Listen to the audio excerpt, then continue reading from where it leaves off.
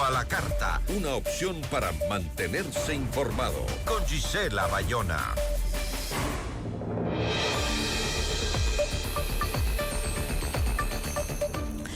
Bueno, después de que el asambleísta electo del correísmo, Javier Lasso, manifestara en una entrevista que se necesita una ley de comunicación y que al llegar a la legislatura, pues él va a trabajar en una. La discusión sobre la libertad de prensa en los años del correísmo regresó a la opinión pública. Y aquí estamos. Pero la libertad de expresión ha sido la enemiga de la mayoría de gobiernos en nuestro país. Nuestra entrevista de hoy en Notimundo a la carta. Nos acompaña a esta hora Javier Bonilla, más conocido como Bonil. Él es periodista y caricaturista. Javier, ¿cómo está? Muy buenas tardes, gracias por acompañarnos. Gisela, un gusto, muchas gracias por la invitación. Un saludo a toda la audiencia. A ver, ante las afirmaciones del asambleísta electo Lasso, ADN pues publicó un comunicado en la red social X para rechazar estas afirmaciones de Lasso. Dijo: la bancada no permitirá que se reviva la ley mordaza del correísmo. Indica que el Parlamento no puede ser utilizado para el revanchismo político. Rechazamos categóricamente las declaraciones del asambleísta correísta Javier Lasso, quien plantea la supuesta necesidad de una nueva ley mordaza.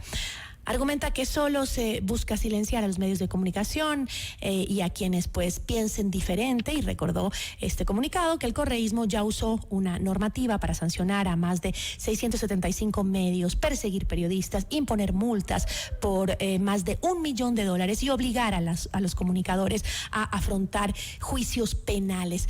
Javier, cuéntenos, ¿Cómo nos indica la historia que se utilizan las leyes para regular a la comunicación, a la libertad de prensa?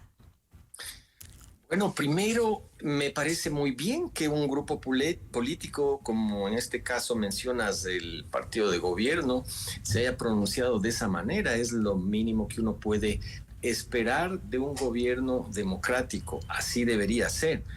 Lamentablemente estos impulsos, estos intentos, estos avisos, que yo creo que se le escapó a Javier Lasso, por eso que la presidente del Congreso, Viviana Veloz, tenía una papa caliente y no sabía cómo deshacerse o cómo manejar, por eso dijo: no se ha tratado aún el tema en la Asamblea.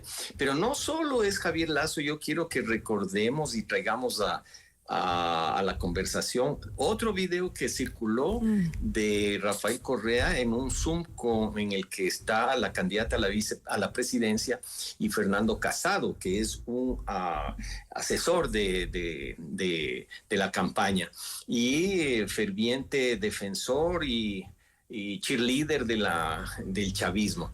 Esos antecedentes son importantes, ¿no? En esto, Rafael Correa decía que en el caso de que vuelvan a ser gobierno, debían evitar un error que habían cometido. Y entonces que esta vez habría que ir a atacar a las estructuras de propiedad de los medios privados. Y esto es súper grave porque, vamos a ponerlo en claro, en otras palabras, lo que significa es que los medios no tengan acceso, digamos, propiedad sobre medios de comunicación. Estatizar a la prensa, tal vez, estamos hablando de eso, que no hay, que sea como en Cuba, en donde hay un solo periódico, el Granma, y claro, Juventud Rebelde también. Aquí, si es que llegaría a suceder, ¿qué sería? El Gran Maduro, el Gran Mashi, no sé, ¿no? Pero sí me parece importante que hagamos reflexión, Gisela, sobre esto y todos quienes nos escuchan, porque en los 10 años que fueron gobierno y cuando aplicaron la ley de comunicación, que fueron los últimos años, ya nos dieron un aviso de cómo actuaban y cómo aplicaban esa ley de comunicación. Bueno, ahora, si es que Javier, yo tengo la sensación de que las generaciones más jóvenes, que representan la mayoría hoy por hoy del padrón electoral, difícilmente pueden recordar cómo se manejaban los medios de comunicación en la época del correísmo, ¿no? Cuéntanos tú, ¿cómo era hacer crítica política durante los años de Rafael Correa? Sí. En realidad, ayer conversamos con un grupo de amigos y de periodistas sobre esto y han pasado 10 años, al menos en mi caso, de la sanción que recibí por hacer una caricatura, imagínate, ¿no? Y yo fui convocado a la superintendencia en unas 3 ocasiones, pero creo que fui el primer sancionado con esta ley. Y para quienes nos escuchan, hace 10 años, digamos, pensemos en un joven de 30 años que tenía 20, quizás no se enteraba lo que pasaba, por haber relatado humorísticamente con el lenguaje de la caricatura el allanamiento que sufrió Fernando Villavicencio a su casa, de donde se trajeron los equipos tecnológicos, en donde obviamente tenían la información de toda la corrupción del gobierno de Rafael Correa, que por cierto, el tiempo le ha dado la razón a Fernando Villavicencio. Todos los procesos que se instauraron, pues tenía razón Fernando Villavicencio y por eso le allanaron. Bueno, yo hice un relato de ese allanamiento y el presidente estuvo furioso, me insultó en el programa de los sábados, decía que yo era un sicario de tinta, que era un cobarde, que era un mentiroso, que era, en fin. Entonces, esa fue la primera vez y como resultado, no podemos olvidar una de las sanciones fue meterle la mano a Diario El Universo al bolsillo y sacarle $95,000 de multa. Más o menos, ustedes le publicaron este dibujo, muy bien, pues van a ver lo que les cuesta eso. Pero había multas de hasta $1 millón. Claro, mira, es que había, enfrentábamos juicios penales. Estamos hablando de Cristian Zurita y de Juan Carlos Calderón, ¿verdad? De ese libro que hicieron El Gran Hermano, en donde la investigación daba cuenta de cómo su hermano, Fabricio, tenía contratos con el Estado y Rafael Correa sabía y sin embargo no hacía nada. Entonces, por haber hecho esa investigación, les enjuiciaron y imagínense lo que es tener un periodista que vive de su sueldo, que vive el día a día en tiempos tan difíciles para el periodismo y los jueces que eran muy obsecuentes con el régimen, les chantaron una multa de $1 millón. Y ahora también usted que nos cuenta cómo atravesó la persecución del correísmo por una opinión que era contraria al poder de ese momento, tan solo con una caricatura. ¿Cómo ve el Estado? Sí me gustaría saber también su opinión de cómo ve usted la libertad de expresión durante este gobierno. Siempre tendemos a comparar, ¿no es cierto? Y yo siempre he dicho que no se trata de comparar moretones, quién pega más, quién pega menos. Pero hay algo que es indiscutible, Gisela, y es que todos los gobiernos tienen disgustos con la prensa. Dime un gobierno que haya... A eso iba, justamente. Ninguno, ¿ya? Pero una cosa es estar en desacuerdo, estar en disgusto, tener mal genio, etcétera. Y otra muy diferente, y esto es súper importante, Gisela, otra muy diferente es crear una ley, es crear una arquitectura institucional para sancionar al periodismo, para sancionar a la comunicación. O sea, hay gente, y esto para los jóvenes que nos escuchan, puede parecer que este es un problema de los periodistas, que me caen mal porque abusan de la libertad de expresión, tantas cosas que se dicen, que no dicen la verdad, etcétera. Pero a ver, etcétera. Por ejemplo, Bonil, yo veía esta mañana justamente un video de un asambleísta electo por ADN que era entrevistado por un periodista en este programa Ingobernables en redes sociales, que le molestó la crítica, que su crítica era destructiva. Entonces, los gobiernos a veces como que sienten que ellos son quienes definen cuál crítica es positiva, cuál crítica es destructiva, cuál es buena, cuál es mala, cuál se debe hacer y cuál no, ¿no? Tú mismo has dicho, pero también vemos que pasan cosas. Se deporta por decir cosas que pueden estar en contra del régimen, se cierran programas. Entonces, lo que tú decías es básico, ¿no? O sea, hay una diferencia. Y quiero que esa diferencia quede marcada. Porque hoy, si bien yo creo que ningún periodista debería tolerar ninguno de esos actos en ningún gobierno, bajo ninguna circunstancia, no importa cuál sea, sí quiero hacer y marcar la diferencia para justamente esos jóvenes que no vivieron el correísmo. Claro, sí, y dicen es lo mismo y no es de Porque las redes lo critican como que este gobierno también ha cometido y hay actos que uno puede decir, bueno, o sea, sí me parece que está usando, ¿no? Hay una deportación, hay un cierre de un programa, hay algunas otras cosas. Claro, mira, estamos hablando del caso de la activista política Alondra Santiago, ¿no? Y estamos hablando del programa en efecto Ingobernables, donde está también Marisol Borja. Pero la gran diferencia, que sin duda son abusos o son torpezas, pero es muy diferente, como estaba diciendo hace un momento Gisela y a quienes nos escuchan. Otra cosa es hacer una ley. Otra cosa es hacer una superintendencia para controlar, para sancionar llegaron al extremo, imagínense, donde un periodista pedía información al IES sobre algún asunto. El funcionario no le daba, el ministro tampoco. Cerraban las puertas. ¿Por qué? Es que es de Diario El Universo. Es que es de Notimundo. Es que el Comercio. O sea, no te daban información, lo cual por ley están obligados a dar. No te daban información. ¿Qué hace el medio de comunicación? Publica la noticia con la investigación que tiene. Y el rato que publicaba, ¿qué hacía el gobierno? Aquí no pusiste mi versión. Oye, pero si no me la quieres dar. No lo siento, como no me diste la versión, pues ahora vas a publicar, tengo derecho a la réplica, así que entregaban diagramada la noticia con el titular, con la foto, eso en los medios de impresos. Y lo mismo era en la televisión. Entonces, era un abuso sistemático.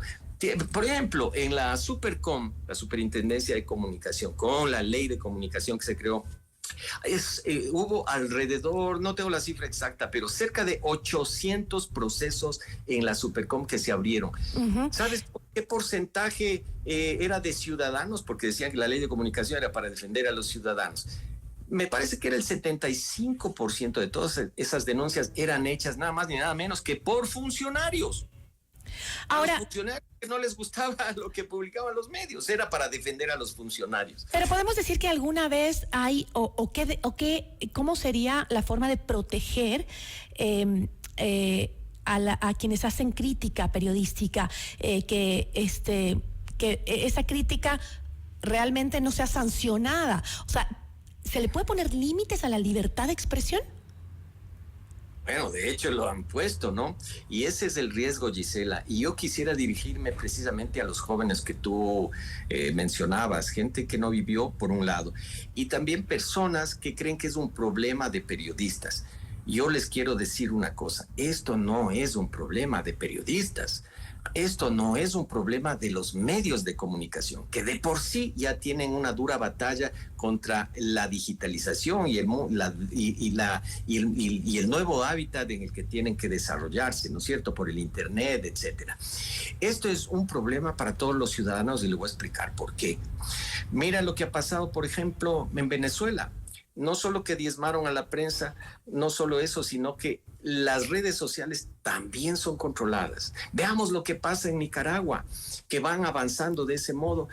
El año pasado hicieron una reforma legal por la cual incluso por un tweet, por un like que puso, no recuerdo el momento el nombre, alguien que era un sandinista incluso puso un like en una publicación que le respaldaban a la Miss Universo, a la Miss Nicaragua que participó en el Miss Universo, ¿no?, que dio alguna declaración semipolítica y casi la arrastran.